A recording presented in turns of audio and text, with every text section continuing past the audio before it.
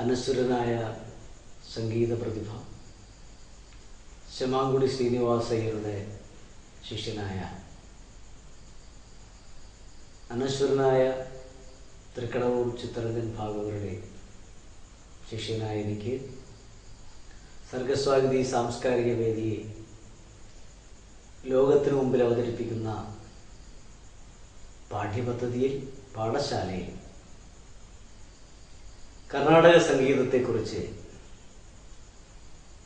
പരിചയപ്പെടുത്തുവാനും പഠിപ്പിക്കുവാനും കഴിയുന്നതിൽ അതിയായ സന്തോഷമുണ്ട്. കർണാടക സംഗീതം കർണത്തിന് ഇമ്പം നൽകുന്നതെന്നും കർണാടകയിൽ നിന്ന് ഉത്ഭവിച്ചതെന്ന് നിലയിൽ കർണാട്ടിക് സംഗീതമെന്നും രണ്ട് വിവക്ഷകളുണ്ട്. ഇത് സംഗീത രത്നാകരത്തിൽ പ്രതിപാദിക്കുന്നു. സംഗീതം പഠിക്കുന്ന ഒരു വിദ്യാർത്ഥിക്ക് ഏതൊക്കെ തരത്തിലാണ് അവർ ആദ്യം സ്വരപാഠങ്ങൾ പൂർത്തീകരിക്കേണ്ടതെന്ന് മനസ്സിലാക്കി തരുവാൻ സാധിക്കുന്നത് പുരന്ദരദാസനാൽ രചിക്കപ്പെട്ട പുത്തൻ സ്വരവ്യവസ്ഥിതിയുടെ അടിസ്ഥാനത്തിലാണ്. ശബ്ദം എവിടെ നിന്ന് പുറപ്പെടുന്നു എന്ന് ഒരു സംഗീത വിദ്യാർത്ഥിയോട് ചോദിച്ചാൽ നിഷ്പ്രയാസം അവർക്ക് പറയാൻ കഴിയണം, നാഭിയിൽ നിന്നുമാണ് ശബ്ദം പുറത്തു വരുന്നത്.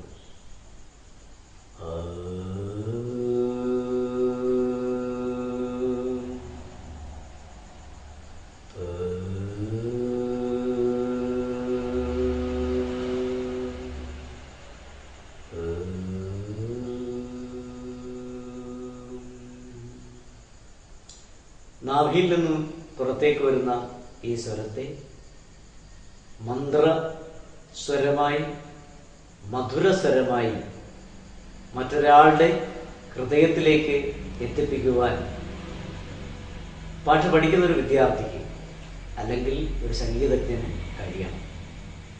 എങ്കിൽ മാത്രമേ സംഗീതകലയെ വിജയപ്രാപ്തിയിലെത്തി എന്ന് പറയുവാൻ കഴിയുകയുള്ളൂ. സംഗീതത്തിൽ കുട്ടികൾക്ക് ഇന്ന് ആദ്യമായി പഠിക്കേണ്ടുന്നത് സരിഗമ പദനിസ എന്ന 7 സ്വരങ്ങളെ 8ആയി എഴുതുന്ന ഈ സ്വരങ്ങളെ 64 അക്ഷരക്രമത്തിൽ പാടി എടുക്കേണ്ടുന്ന 4 കാലങ്ങളെ കുറിച്ചാണ്. ഇതിൽ സ ഷഡ്ജമെന്നും രി ഋഷഭമെന്നും ഗ ഗാന്ധാരമെന്നും മ മധ്യമമെന്നും പ പഞ്ചമമെന്നും ധ ധൈവതമെന്നും നീ നിഷാദമെന്നും പറയപ്പെടും. സരിഗമ പദനിസ എന്ന ഈ സ്വരങ്ങളെ വ്യത്യസ്തങ്ങളായ സ്ഥായി വ്യവസ്ഥകളിലാണ് ആലപിക്കേണ്ടത്. മന്ത്രസ്ഥായിയുണ്ട്, മധ്യസ്ഥായിയുണ്ട്, താരസ്ഥായിയുണ്ട്, ഉച്ചസ്ഥായിയുണ്ട്. ഈ 4ഓളം ആരോഹണ അവരോഹണ ക്രമത്തിലൂടെ വേണം ഒരു സംഗീത വിദ്യാർത്ഥി സ്വരങ്ങളെ സാധകം ചെയ്യേണ്ടത്. ഇന്ന് നാം പഠിക്കുന്ന ഈ സ്വരവ്യവസ്ഥിതി നേരത്തെ പറഞ്ഞ പോലെ പുരന്ദരദാസനാൽ രചിക്കപ്പെട്ടതാണ്.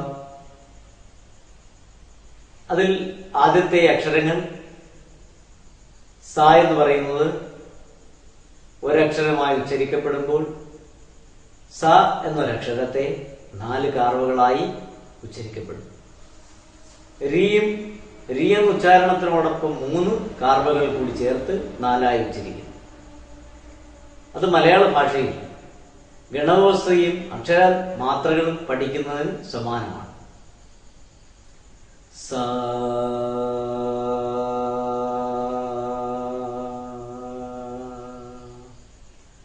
രി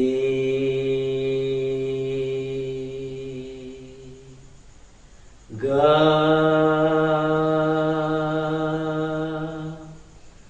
മ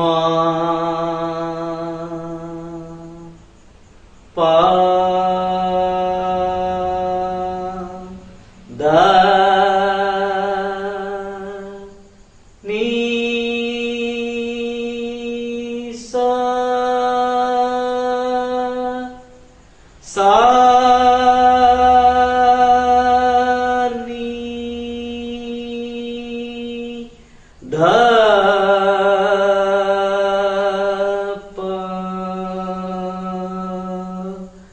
മ ഗ രീ സ. ഈ കാർബ വ്യവസ്ഥയിൽ ആണ് സരിഗമ പദനിസ എന്നുള്ള സ്വര പട്ടിക ഒന്നാം കാലത്തിൽ പാടുന്നു. സംഗീതം പഠിക്കുന്ന ഒരു വിദ്യാർത്ഥി തന്റെ സ്വരം ശുദ്ധീകരിക്കുന്നതിന് സ്വരം പാടുന്നതിന് മുമ്പായി സ പ സ എന്ന മൂലസ്വരങ്ങളെ പാടേണ്ടതാണ്. അതുകൊണ്ട് ശബ്ദത്തെ ക്രമീകരിക്കാൻ കഴിയണം. സ പ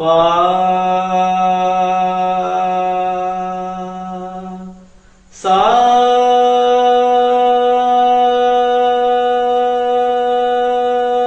പ സ. ഈ സാപ്പാസ എന്ന് പറയുന്ന മൂലസ്വരങ്ങൾ അത് അകാര രൂപത്തിൽ വേണമെങ്കിൽ നമുക്ക് പാടാവുന്ന ആ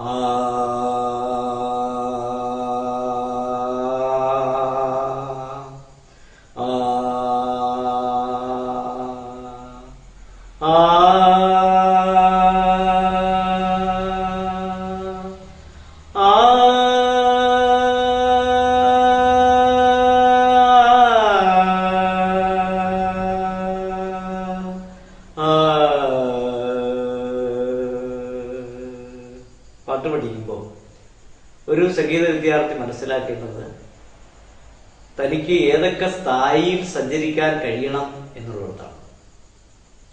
സ്വരങ്ങൾ സാധകം ചെയ്യുമ്പോൾ മന്ത്രസ്ഥായി, മധ്യസ്ഥായി, താരസ്ഥായി, ഉച്ചസ്ഥായി എന്നീ ആരോഹണ അവരോഹണ ക്രമങ്ങളിൽ സ്വരങ്ങളെ പാടുവാനും പാടിത്തറപ്പിക്കുവാനും ഒരു വിദ്യാർത്ഥി കഴിയണം. ഇപ്പൊ മന്ത്രസ്ഥായിൽ പാടുക എന്ന് പറയുമ്പോൾ ഉച്ചസ്ഥായി എത്ര ഉച്ചത്തിൽ പാടുന്നുവോ ആ ഉച്ചസ്ഥായിൽ നിൽക്കുന്ന അതേ അളവിൽ ഇങ്ങ് കീഴേ മന്ത്രസ്ഥായിൽ സ്വരമുച്ചരിക്കുവാനും ഒരു വിദ്യാർത്ഥി സാധകം അനുഷ്ഠിക്കേണ്ടതാണ്. സ പ സ പ സ പ സ. ഇങ്ങനെ താഴേക്കുള്ള മന്ത്രത്തിലേക്ക് ശബ്ദത്തെ കൊണ്ടുപോകാൻ കഴിയണം. ഇവിടെ സംഗീത വിദ്യാർത്ഥി പാടുന്നതിനാവശ്യമായ ചില ക്രമീകരണങ്ങൾ മാത്രമാണ് സർഗസാഹിതി അവതരിപ്പിക്കുന്ന ഈ കർണാടക സംഗീത പാഠശാലയിൽ ആദ്യമായി പരിചയപ്പെടുത്തുന്നത്. ഇത് നിങ്ങൾക്ക് കേട്ട് പഠിച്ച് മനസ്സിലാക്കി ഇയാൾ തീർച്ചയായിട്ടും വരും ക്ലാസ്സുകളിൽ ഇപ്പോൾ പാടിയ സപ്തസ്വരങ്ങളെ ഏതെല്ലാം കാലക്രമത്തിലാണ് അല്ലെങ്കിൽ 4 കാലങ്ങളിൽ എങ്ങനെ പുരന്ദരദാസ് സ്വാമികൾ ചിട്ടപ്പെടുത്തി വച്ചിരിക്കുന്നു വ്യക്തമായി പഠിപ്പിച്ചു തരുവാൻ കഴിയും. ആദ്യത്തെ പാഠം മായാമാളവ ഗൗളരാഗത്തിലാണ് പഠിക്കുന്നത്. ഈ മായാമാളവ ഗൗളരാഗത്തിലെ പഠനം തുടർന്നു വരുന്ന ക്ലാസ്സുകളിൽ നിങ്ങൾക്ക് വിശദമായി പഠിപ്പിച്ച് സംഗീതത്തിൽ കൂടുതൽ അവബോധം സൃഷ്ടിക്കുന്ന തരത്തിൽ നിങ്ങളെ ഓരോരുത്തരെയും മാറ്റിയെടുക്കുവാൻ, ഒരു രാഗത്തിന്റെ രാഗഭാവങ്ങൾ പഠിക്കുവാൻ മലയാളത്തിലെ ചില ചലച്ചിത്രഗാനങ്ങളും ചില ലളിതഗാനങ്ങളും പരിചയപ്പെടുത്തി തരുന്നതാണ്. അത്തരത്തിലുള്ളൊരു പ്രതിപാദന രീതി ഈ പാഠ്യപദ്ധതിയിൽ ഉണ്ടായിരിക്കും എന്ന് പറഞ്ഞുകൊണ്ട് ഇന്നത്തെ ഈ ക്ലാസ് ഇവിടെ അവസാനിപ്പിക്കുക.